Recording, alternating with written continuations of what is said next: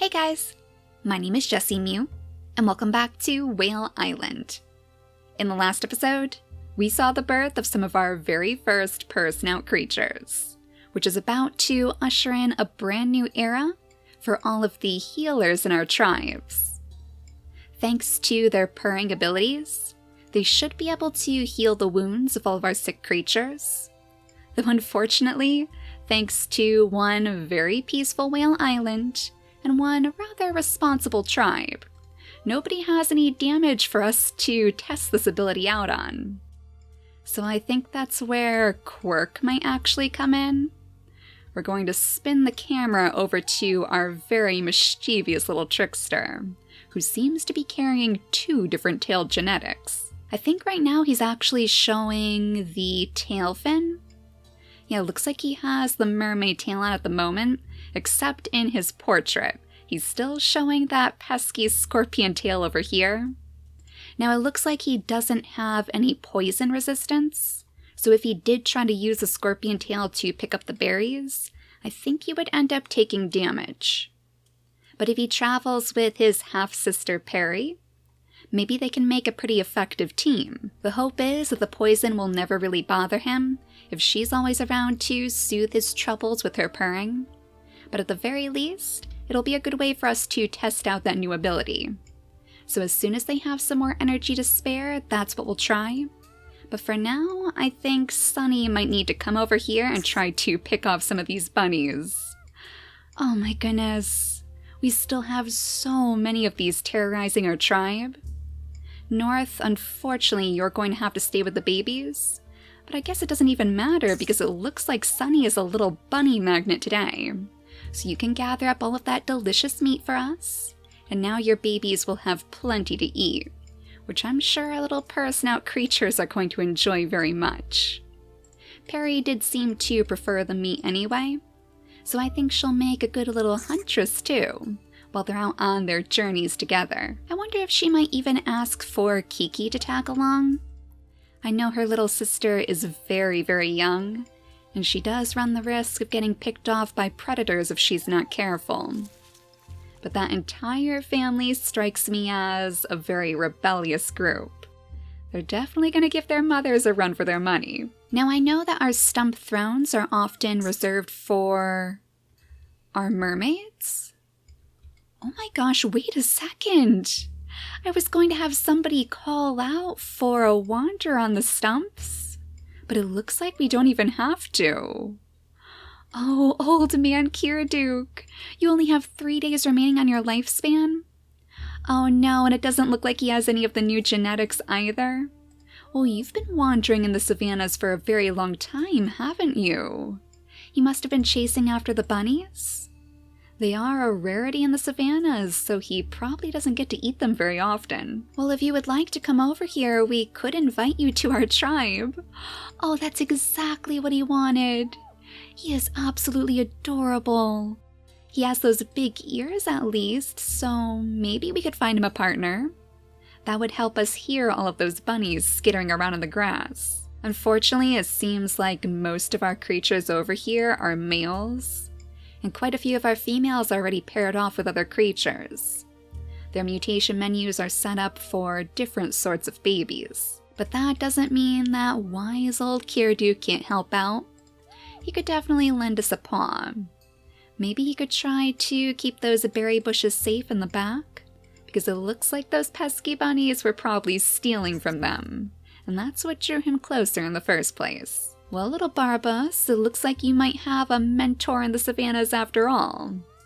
I know Lapis is going to want to teach him how to sing his songs high atop the throne, but let's make sure that she can have another baby with Tiki first. Now, as for the fur color that we were going to place into Tiki's mutation menu, quite a few of you wanted to see the white fur. That way we could hopefully have some little pastel mermaid babies. And I think that'll look quite nice in their line. I am still just shocked by how beautiful Barbas is. He has to be one of my favorite mermaids ever. And perhaps in honor of our new wise elder of the savannas, we'll use his other slot to place the yellow fur inside. That way we could have some really colorful babies if we're lucky. Let's scoot Lapis over to this nest to be a little bit closer to the stump. And then we'll have to go back to Vankir. Now he was the one who I was hoping to sit up on this other throne. Typically these would be reserved for our mermaids, but I think we can make an exception for the god of the harvest. Maybe he could use his influence to call some new troops to our tribe, those who would be willing to lend a paw to the cause, either by catching bunnies for him or by picking all of those poison berries. I suppose he could always enlist the help of our birds as well. While they wouldn't be good for poison berry picking, especially without any purr-snout creatures to keep them healthy, they would be pretty good at defending these berry bushes. And it looks like Mango can even use his extra turns to try to help Freckles crack open some of these acorns. He's not very good at it, but he's not going to give up. Maybe he'll be able to crack one open for her on the next turn. It looks like everybody is all tired out, so let's go back here and see what Lapis's next baby is going to look like. Oh, a super orange baby this time. It looks like she doesn't have the stripes, unfortunately, which is kind of strange because everyone in her family does. Oh, wait a second. She does have the stripes? I don't think I see them on her model. Oh, they're super faint. You can just barely see them on her legs. I bet they would be much easier for us to see on our model in the family tree. I guess the reach of our tricksters has extended far beyond that of our little purr snouts. But the next name on my list is Aurora, so welcome to our tribe, little one. And I'm sure you're going to enjoy picking up plenty of acorns with your family. Maybe she'll even be the one to learn those songs too. Let's bring Barbas over here, so he should be able to watch after his baby sister, while his mother once again ascends high atop her throne to call out across the island, hoping to lure some winged creatures to her side. As soon as we do find a wanderer with the wings, that's when I think we'll be ready to finally hop islands and test them out in a much larger area. Since the wings are supposed to be so much easier for us to find on Whale Island, I don't want to leave until we have it somewhere in our tribe. As long as we have just one wing to work with, it should be easy enough to breed onto our babies. So maybe the gentle songs of our mermaids just isn't convincing enough to all of these winged creatures. Maybe they need somebody like the god of the harvest to call out to them instead. Oh no, Lee. Have the bunnies gone to you too? Just like your brother Tiki? Oh, Gruel would be so upset to see this. He's already lost one son to Bunny Kingdom. He doesn't need to lose you too. Luckily, however, he is a bit distracted with all of these delicious roots in the area. And it looks like he has plenty of bunnies to hunt down himself. Maybe he could lend Razra a paw?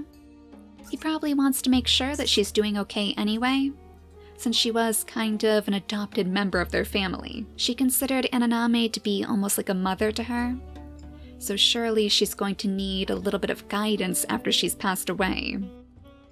But let's try calling out again, Vankir.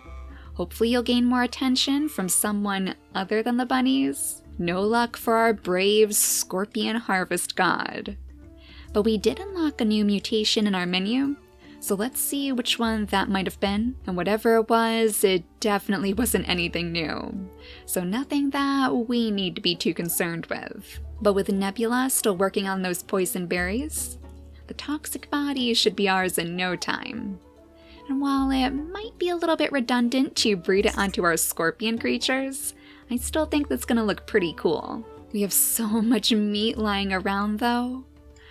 Oh, I always hate to leave it out because you never know if somebody is going to wander past. If one of those bear hyenas is going to catch a whiff of this giant feast and decide that he wants in on it too. But I think it might be time for Quirk to take his siblings off in search of some more of those poison berries. They could explore the dark side of the island, somewhere where nobody has set foot before. This seems like just the sort of trouble that Quirk would be looking for. What with his occasional mermaid tail, I think that Echo is really hoping that he'll want to take over his role once he's grown. Maybe he'll learn the songs too, and carry on the traditions of the mermaids. But Quirk has no interest in singing. So as Sunny cleans up after her son, Curious Perry... Oh, it looks like the bunny might be curious of you too. You must be luring them closer with your purring. I wonder if that's why they're so attracted to you. Well, we'll have your mother take care of this one, so you can still run after Quirk, and then catch this bunny for him instead. There you go, you guys are clearly going to make a very good team. I can already tell that Ducky and Kiki are going to want to follow straight after their older siblings as soon as they're grown. We'll have Ducky toddle his very first steps out of the nest, right behind his father's throne. But North and Sunny, our two mother hens, are not going to let these babies get very far away. I think their only hope of sneaking away will be if Sunny and North have different babies to watch after, even younger siblings that need a little bit more guidance, especially if they have the purr snouts. Now let's see if we can find any of those hidden resources that Kirduk might have been living off of. It looks like we do have some of those shriveled up berry bushes back here. Oh no, but they've all been picked clean. Well, that's not going to be too helpful for our tribe, I'm afraid. But you can still keep watch for us. Now let's go ahead and skip the day again, and keep our eyes on all of that darkness, to make sure nobody comes out looking to munch on all of that meat. So far so good. So it might be in our tribe's best interest to clean all of this food up before it actually becomes a danger to them instead. It may be a lot to keep track of, but at least our food supplies are soaring, so we could have even more little babies in our nests. We even have just enough nesting material to build a nest of our own. And since it looks as if our berries have been stolen over by Mango's bush. Oh, were you a little bit distracted? Something tells me he has his eyes on Freckles instead. He is quite impressed by how easily she can crack open those acorns. So let's set up their mutation menus to see if maybe we can have some little peacock tail babies. Oh, let's see if we can weasel that into their genetics. Mango already has one of those traits, so as long as they have some sons born in the nest, maybe we could mutate that onto their line. It would be particularly fitting anyway since he does have the bird beak too, and I would love to see all of the bird genetics on one creature. So scoot on over here and breed with Freckles, and then we'll have her plop down that nest, and you can use your very last turn to yet again try desperately to crack open one of those acorns. Unfortunately, even with all of our guidance, you still haven't found a way to successfully make those yours. Now I think all of your berries may have been stolen again, Kirduk. Oh, no wonder you were chasing these bunnies down. Even on his very last day, he was never able to successfully vanquish one of those fiends. At least he saw revenge at the paws of our birds, so it wasn't all a loss. Now one more shot for all of our creatures on the stump. Go ahead and show Barbas how it's done. Nobody for you, unfortunately, Lapis. Maybe Vankir will have better luck this time? Nope, nobody wants to join his cause. So last but not least, we have Echo high atop his throne too, with no heir yet to take over his position. Oh my gosh! But we found a little beaky baby? Well, I guess you've won the singing competition, Echo. If the birds like your singing, then you know you've done a pretty good job. He is so cute. I love his little rose-colored beak. So the bird beak gives them a little boost in digging, just like the digging paw, which means that if we could breed the digging paw into their genetics, they would actually be very, very good at collecting food. The one thing they're not very good at is smelling, but we have plenty of big-nosed creatures to balance that out. So let's invite this sweet little Kuvan to our tribe, and we'll have to find you a suitable partner. Thankfully, he is still very young, so he has plenty of time to work on a little family. Does he have any roots to dig up out here? It seemed like he may have come from the dark side of the island, where all of our babies are going right now. So I wonder if they might find something even more special than we were anticipating. Maybe this is the bird's lair, where those unused thrones are sitting. Well, all of this commotion makes the perfect time for Ducky and Kiki to finally scoot after their older siblings. We'll have Kiki jump way over here, in fact, to pick up this piece of meat. That way her big sister will be able to find those poison berries with Quirk. And Ducky too. We don't want to forget about this poor little guy. I know we have a root down here, so you can get to work on that one as soon as we pass the day. So we just want to make sure that Perry is sitting right next to him. That way, if he does take damage, if he does poison himself, which I'm pretty sure he's going to, she'll be able to heal all of those wounds. And we'll settle our purr snout mothers down in their nests, so we can hopefully have some more little purr snout babies on the next turn. Kind of strange that Kufan picked this family to join. He is one fearless bird. But as we pick the last of our poison berries, and as we bring little Aurora out of the nest, she can toddle over to her mother Lapis so she can hear her songs even better. Though so far, this poor creature has not been successful in leading a single creature to our tribe with her voice. Enaname was the only one who was truly impressed by her singing, so I'm sure she misses her old friend very much. Oh no, was that North's final day? Oh my goodness. I'm so glad we got one more baby out of her. And it's a little purr snout too. Oh, they're two little lions. And it looks like this baby has the same curse as his brother. He's showing the mermaid tail, but his portrait shows the scorpion tail instead. And not only that, but with those black eyes? Oh my goodness. He looks like some sort of alien. I don't know whether we should be terrified of this little guy or not. I have never seen such a menacing face. Well, the next name on my list is Marco. So welcome to our tribe, Mr. Alien. I guess we'll find out what sort of plans you have for us very soon. And as for our little black kitty, with the cutest little pink heart nose, the next name on my list is Cole. So welcome to our tribe too. I'm so sad that your mother passed away on the very same day you were born, but we know that Sunny is going to take super good care of you. She won't let anything harm her family. And now the moment of truth. As both Quirk and Perry take on their very final gems, we'll be ready to see if all of his scheming ways will be enough to protect him from the poison.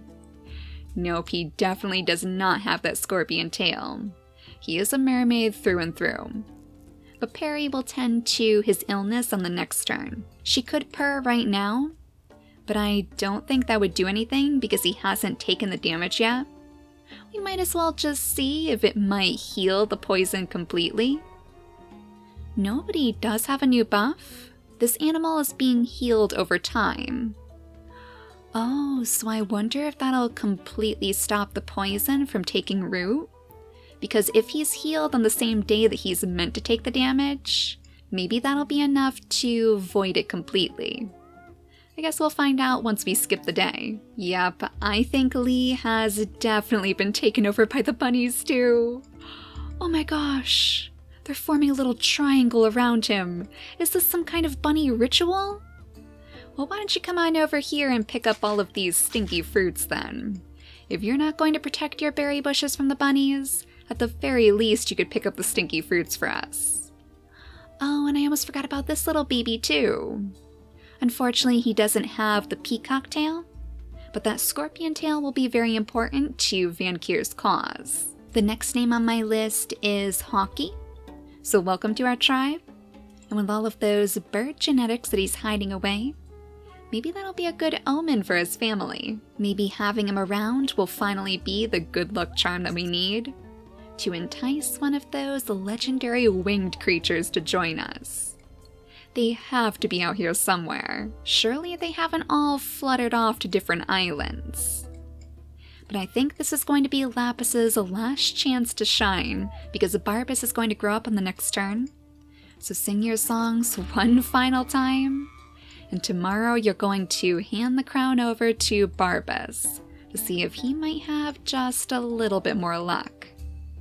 That means she'll get the chance to have one last baby with Tiki too, as she spends her final day by his side, and let's finally reunite Razra with her adopted father.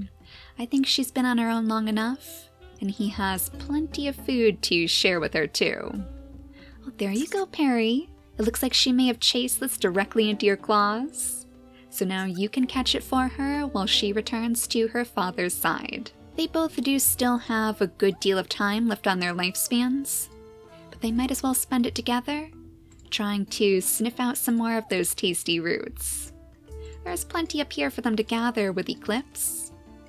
Poor Eclipse has actually been on his own for most of his life, just picking up these acorns, tending to the area right by the blowhole, to ensure that the island is still running in top form. We know that your brother Vankier really appreciates the help, and if we could only find some more troops to join his cause, then maybe you would have more paws to keep this area under control. Well, before we end up the episode, we'll definitely have to see if Perry's plan is going to work. We just need to bring the fearless bird Kuvan out from hiding. He can pick up these stinky fruits for now to offer to the kitty babies, and then we'll return to Quirk and Periwinkle to see what is going to become of all of that poison damage. Will he get healed before or after the poison? I think that may have been after. Yeah, looks like the poison kicks in after the purring has worked its magic. So on the next turn, he should be taking one less day's worth of poison. And once the poison does finally run its course, we should still be able to heal him entirely, as long as he doesn't get curious and try to pick up more of those poison berries at least. He's going to have to leave that job to the professionals. So in the next episode, hopefully we'll get a little bit more lucky with our bird creatures. We're just waiting on those wings, and then we'll be ready to head over to these ports and see what's waiting for us at the end of Whale Island. We'll have to make sure that we find a suitable home for Kuvan too. Despite how much he loves the purr snouts, I think he might be even better at attracting some feathered friends. But for now, thank you all so much for watching, and I'll see you all next time. Bye guys!